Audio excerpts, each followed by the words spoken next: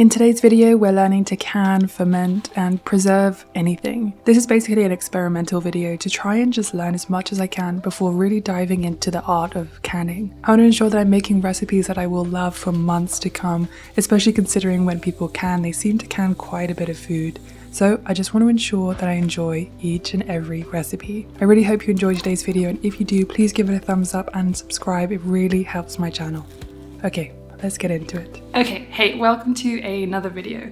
Today we're kind of doing a sort of food prep, but we're also doing a canning prep. So I want to try out some of the recipes that are in this book that I bought for canning. Wait, let me get it. Okay, so I talked about this book in my last food prep video about how this was gonna help educate me on the process of canning and make me feel a little bit more comfortable going into this process. But today I want to check out some of these recipes to make sure that I actually like them so that they are worth spending the time and effort canning them. Otherwise the cupboards will be full of things that we're just not going to eat. So we're going to be doing some tomato sauce, we're going to do pickles, some cucumbers that I got from the farmer's market last weekend, and we're going to be doing some Old Faithful, you know, things like pickling red onions, which some of my favorite things. Those I probably will keep in the fridge because I like them to be cool and we eat them a lot more quickly than we would other canned foods. Okay, I think we're gonna start with the tomatoes because they'll probably take longer than everything else. Okay, one thing I forgot to say is I'm gonna take meticulous notes because I want to know exactly how many pounds of tomatoes will go into one big jar, etc. so that when I do come to canning, I can try and make it as accurate as possible, and then I can have these notes for, well, forever. So I'm gonna start making notes, read through the recipes, but I'm gonna put all the jars that I have so far in the dishwasher, whether they're secondhand, they're new, or they've just been in a cupboard for a while. I like to put them through the dishwasher just to ensure that they're all sterilized and safe to use.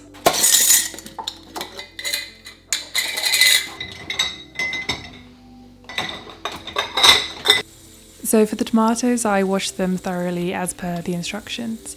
And then I basically just followed the recipe exactly as it said. If there is a way that you know how to core tomatoes a little bit more easily, then please let me know.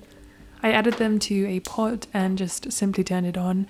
As they were cooking, I was trying to mash them down. I didn't have a potato masher, so this made it a little harder. And I just added things as I went. I guess the idea is to peel them afterwards, but for me it felt a little inefficient simply because I knew exactly what was going to happen when I tried to strain it later.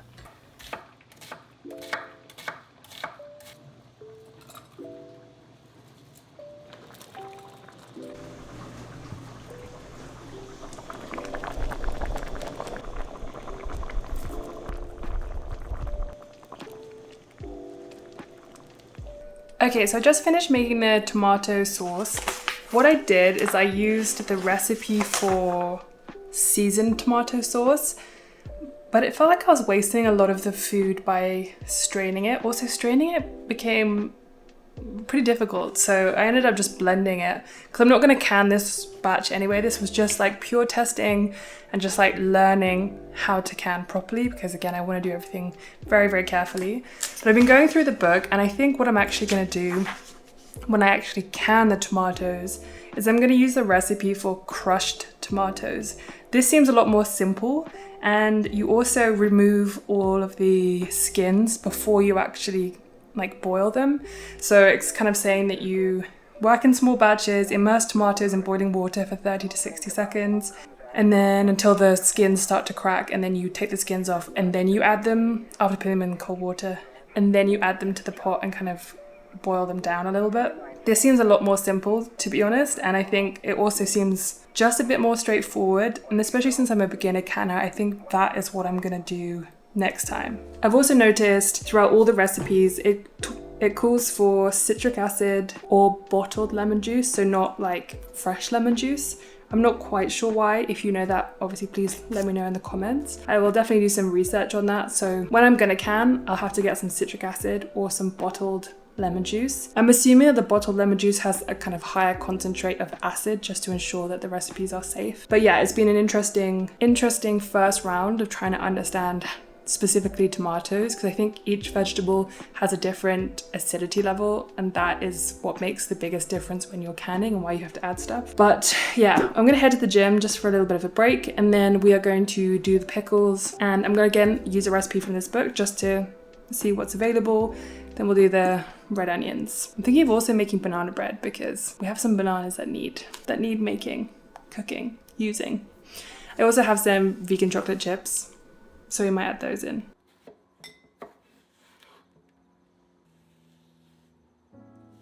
Even though I've made pickles a huge amount of times, I still decided to follow the recipe in the book because I know that you have to be very specific when you can things. So for this time I decided actually I'm going to use their refrigerator pickle mix or their recipe so that I can see how different it is to mine and whether I can improve. I always think that if you've done a recipe a bunch of times, it doesn't mean that it's necessarily the perfect one, even if you may think so. So I like to just try different recipes and see if I can improve them in any way. These were incredibly simple to make, and I'm definitely gonna wait for the 2 weeks that they suggested before trying them. And I'm very excited to see how these ones turn out. But I would like to can them in the future because pickles are something I never get bored of. Then I decided to move on to the red onions. I always like to pickle these. These I tend to want to keep in the fridge. I think I mentioned this earlier. I just think that they taste a lot better when they're fresher. And I made a very simple and similar brine to the pickle one as well. I added a little more sugar into this one, and instead of white vinegar, I added apple cider vinegar. Again, I just like the flavor with the red onion a little bit more.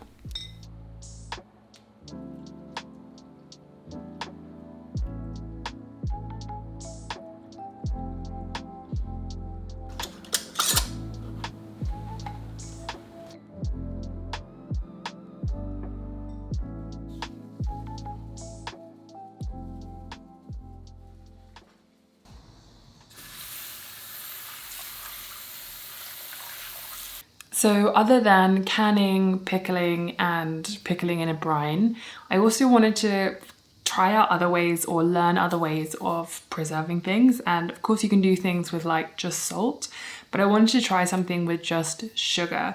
So I came across this YouTuber quite a few months ago now. I'll put his link down below because I think he is such a great person to follow. And he was talking about something called chung, which is a Korean recipe or a Korean way of preserving food, but also creating food. So you essentially mix a fruit with sugar and then you layer the sugar on top and the sugar draws the liquid out and it kind of creates like a syrup. I'm not sure if that is the full correct definition but I wanted to try today with making 2 different types. So one with blackberries because they're in season right now, and also nectarines because again, seasonal. And I'm quite excited to see how this turns out. I'm going to do it the sort of safer way by mixing it all together and whatever and then keeping it in the fridge. You can leave it on the counter and it's like a lacto fermentation, I think. Not 100% sure. I cleaned everything and I've let it dry. He specifically says if you buy stuff from the store, you need to wash it and let it dry properly just in case it has like pesticides or anything on that. So I did that, and I also used baking soda. This is something I've seen a lot of places, people saying that that's a good way to clean your fruits and vegetables. So now that we've done that, we're going to start on the blackberry one, and then we will do the the nectarines. I think you need to measure out your fruit, and then you need to put on top the exact same amount of sugar. So it's like 1 for 1. So let's give it a go. Good morning everyone. I've just started making the sauerkraut, but I have to start editing this video because it's supposed to go up in 12 minutes. So I'm gonna finish the sauerkraut and I'll show you in another video. But I just wanted to say that I am trying I'm not a different method, I'm using the same method I always use. I weigh everything and then I use 2% salt. I've made so many videos about sauerkraut before, but all I'm adding to this one is just some fresh dill. And I bought some special lids for the jars I have because I wanted to try a different method, or not a different method, just a different vessel for fermenting it.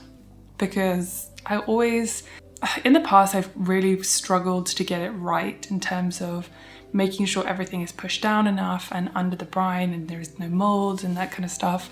So I'm trying out this new kind of little thing that goes on top of your mason jars that lets the air out so it doesn't like explode. But yeah, that's basically what we're gonna do. Let me show you the blackberries just like one day later to see if they've changed at all. Okay, so they look very similar, but the liquid has already started rising, which is pretty cool.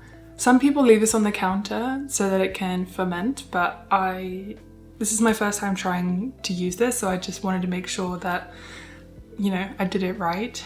But this is all gonna completely go up and all the all the sugar should completely dissolve and it should be a nice syrup.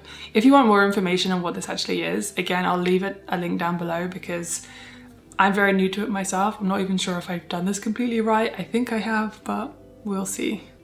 Let me put it back. We tried the pickled red onions on our dinner last night and they are just delicious. They really don't take very long to become really nice, so that's why I make quite a lot of them, because you can eat them almost immediately. But they do taste good once they've at least pickled for about 24 hours. Those are delicious. Obviously, in terms of other preservation, canning is definitely something I'm going to continue learning about and will try properly once I have the right stuff. I'm not sure if I need a pressure canner or if I just need a pot on the stove. If you have any advice, please let me know, because there's a lot of conflicting advice out there and I don't want to buy a really expensive machine, and I prefer to be able to get just a canning pot if possible, because the accessories don't seem to be too expensive either, especially because you can get so much of this stuff secondhand, which is amazing. It also makes me realize just how much work homesteaders and farmers go through having to pick all their produce and wash it and prepare it and then can it. It is a huge undertaking. There's a farm really near his parents' house and they have like a beautiful farm shop and they have lots of different things like apple butter and cherry mustard and all these things. And I always just, I guess, now have a deeper appreciation for how much work goes into it. Anyway, I need to edit this video and start on my sauerkraut, but today we're going to do some fun things for tomorrow's video, so hopefully you'll enjoy that too. But thank you so much for watching and I will see you tomorrow. All advice in the comments, really appreciated. So thank you. And if you did like this video, please give it a thumbs up and subscribe so that you don't miss another one. Okay.